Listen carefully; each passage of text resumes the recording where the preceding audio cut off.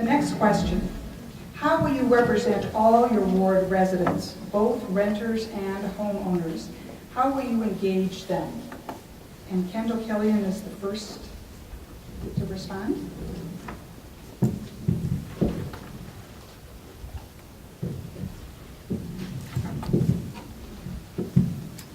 Well, I rented apartments in Minneapolis for 15 years up until relatively recently, and you know, I think that it's very important that we have a council member that can really represent everyone, regardless of whether they're a renter, a condo owner, or a homeowner. 75% of this ward is now renters, and that rate is much higher in the Whittier neighborhood. And in order to represent everyone, to me, I'm an organizer, right? I believe that the world doesn't just belong to those who show up. It belongs to organizers who get people to show up. And it's not our job to just sit back and say, oh, they didn't come to the meeting. It's our job to go out and make sure everyone comes to the meeting, that we deliberately invite them in, that we knock on their doors, as I've been doing for the last 2 months, and say, how are you? Welcome. What's important to you? How can we, engage you and bring you into the community? I talked to someone who said that they wanted to get involved in a neighborhood group, but the neighborhood group had 3-year terms, and that they couldn't be a part of the neighborhood group because they, as a renter, just didn't feel like they could make that long-term commitment. And I just think things like that really create barriers to participation for renters. I also want to say that we really need to restore the renters' credit that has been greatly cut back in recent years. Renters do pay property taxes. They pay it through their landlords, who get many of the same benefits in terms of property taxes that we as homeowners get.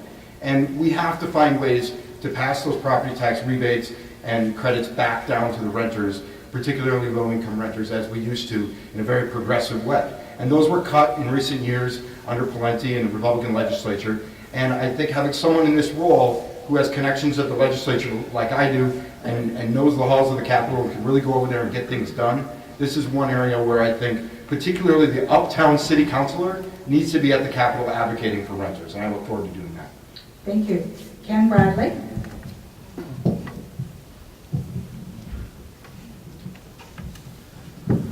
Well, like Kendall, I've rented quite a bit here.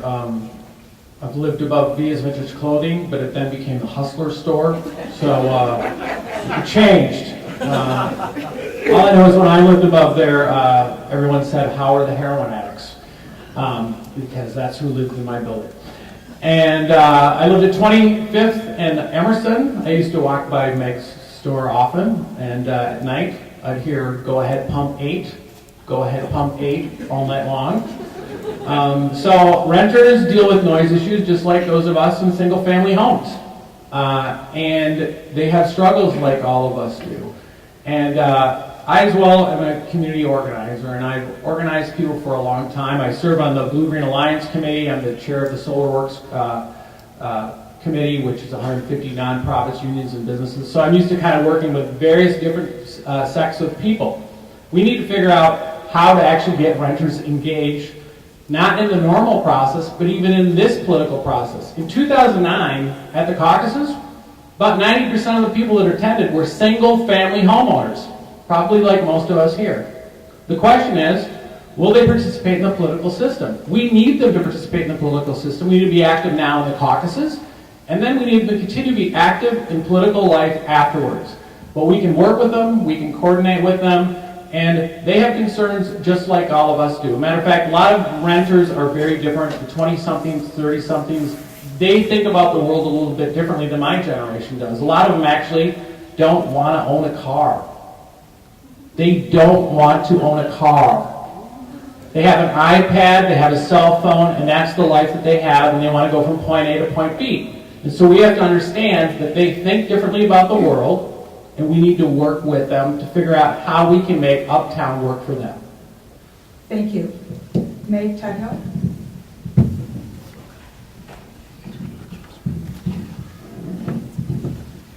Thank you. I have been a tenant, a landlord, and a homeowner in this community. I've owned a business in this community. I've owned 2 other businesses with my husband in this community and downtown. We became involved as renters. We moved in as renters because we were looking for the kind of lifestyle that was available here. And that lifestyle to us was being able to get around by transit, bike, and bus. And that was really important to us. How we've engaged rent tenants, let me tell you, when we owned our fourplex that we owned on 23rd and Bryant, fourplex, yeah, we offered our tenants 1 month's free rent if they would attend the neighborhood association meetings. We felt it was important. When we organized the neighborhood association, we knocked doors, we called landlords to get permission, because in those days they could lock you out, to get permission to go in and door knock the tenants to see if we could get them to come to the annual meeting. And in those days, the annual meeting was more like a potluck supper, meet your neighbors, that type of thing. It was not a big, long meeting where you have to sit down and volunteer in a community. What I'm doing now is I attend all 7 of my neighborhood association meetings monthly. I attend all 7 of the business community meetings monthly.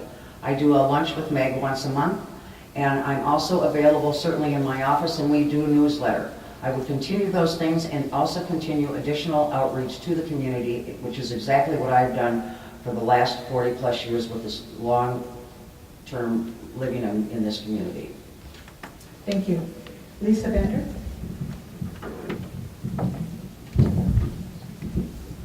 Thank you. So engaging renters is critically important because they make up a huge portion of our population. But it's not that simple.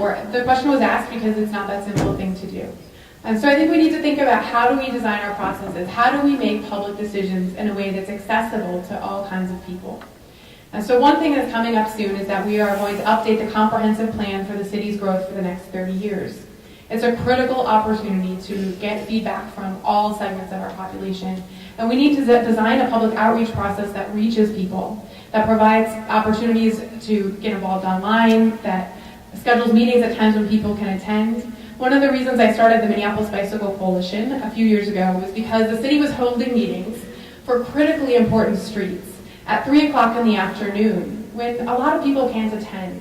And those simple things really limit public involvement, not just from renters, but from all kinds of people in our public process. So sometimes it's a very simple thing to get more people involved. Like Meg, my husband and I are very involved in our neighborhood organization, and it is a huge time commitment. It's a labor of love, the neighborhood organizations, and they play an important role in our public process. But we need to make sure that there are ways for people who don't have time to attend a monthly meeting or serve on their board to get involved in the decisions we're making.